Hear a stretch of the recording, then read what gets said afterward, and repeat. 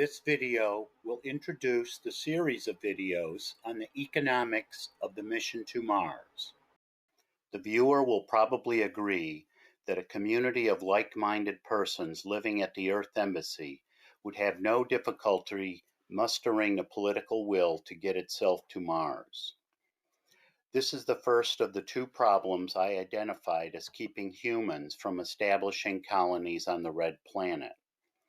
What will certainly be a much harder sell is how the mission to Mars can amass the financial wherewithal to transfer this Earth Embassy community to Mars.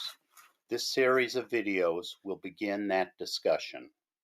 An initial concept is that one does not really need money to get to Mars. One needs capital.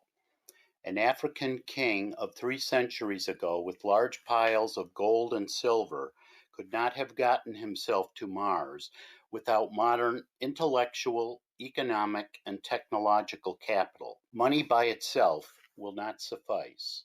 More than money, what is needed for the mission to Mars is an extensive infrastructure of capital. Some of this capital will be money, of course, but much more importantly, intellect and economy and technology will also be needed. Money can buy capital, of course, but capital can be raised by means other than using cash. Human capital for the mission to Mars will require a salary, but persons interested in Mars might be willing to undertake tasks for reasons other than solely monetary. Capital in the form of computers and software needed for ideas I discuss in these videos can be created, again, by persons who will be expected to be compensated, but also perhaps because they view the colonization of Mars as a noble enterprise or for the adventure of getting themselves into space. Capital can also be raised by taking on debt. As I will discuss intermittently in many videos, is that prudent financial management by the Confederation, the government created at the Earth Embassy and to be transferred to Mars, will be of critical importance. Taking on too much debt too soon will surely lead to problems repaying that debt. As I will mention later, this debt can be to members of the Earth Embassy or, more likely, to those outside of the mission to Mars who either support its goals or believe it to be a good investment. Two final brief ideas for raising capital will be to sell Martian real estate or related to manufacturing in space.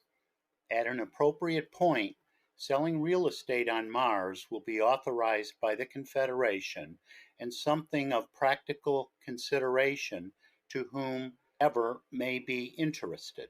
Finally, businesses that can sell their expertise, stock, or wares manufactured in space can help to raise the capital I will discuss again and again in these videos.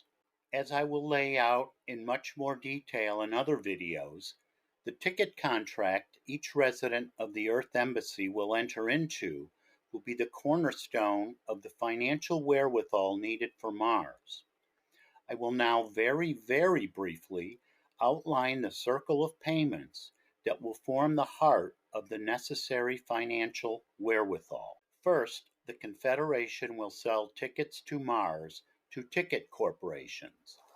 These ticket corporations will pay the Confederation for these tickets.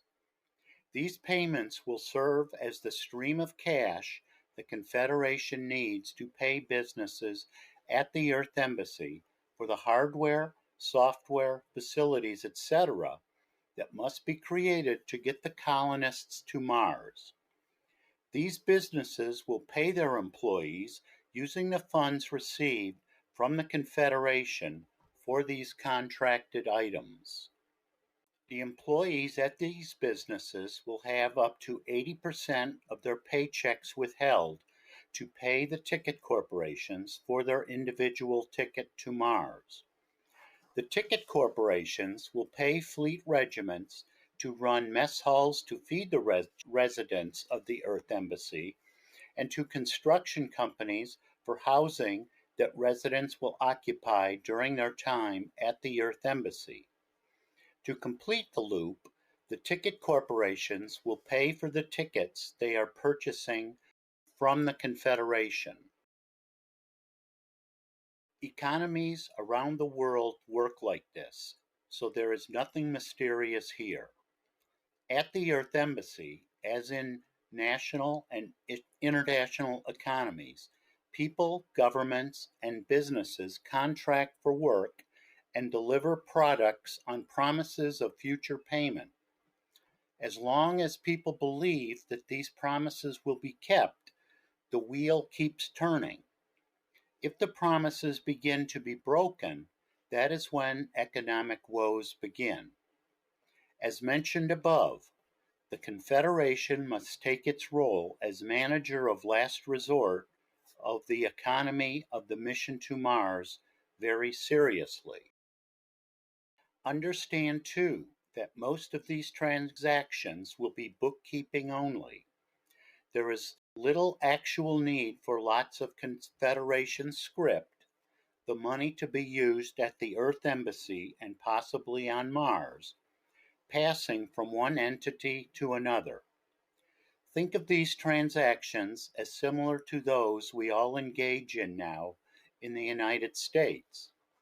We don't take cash to the bank to pay our mortgage or to the auto dealer to make monthly payments on our cars.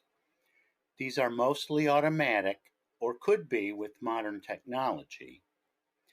Neither does cash need to be used to buy groceries. Rather, we pay using a check or a credit card.